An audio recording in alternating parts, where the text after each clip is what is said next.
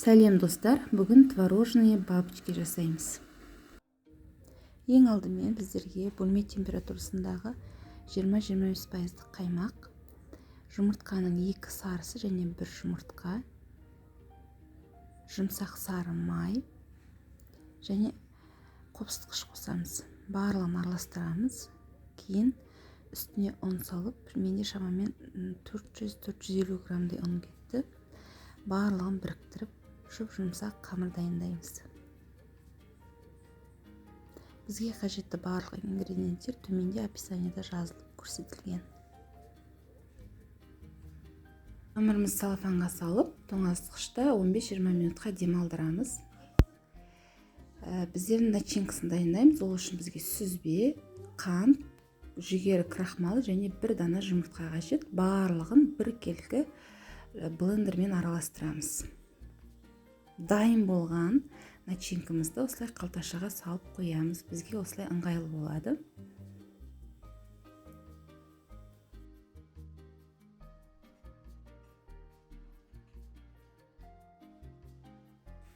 Енді қамырымызды алып, жұқа қылып барлығын жаямыз. Өзімізде бар кез келген шеңбер тәрізді формамен пішіндес барлығын жаңа ойып шығамыз.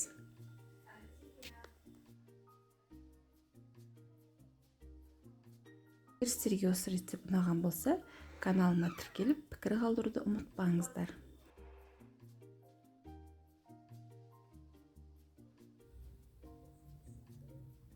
Енді артық қамырларымызды алып тастаймыз. Жаңа алдын ала дайындап қойған сүзбемізді дәл осылай барлығын ішіне орналастырып шығамыз.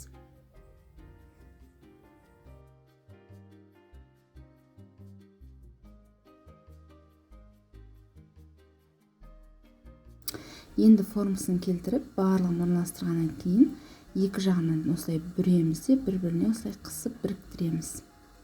Алдын ала 160-180 градуста қызып тұрған духовкада 25-30 минутта сәл сарғайғанша пісіріп аламыз да, ыстық күйінде сахарный пудраға ораймыз.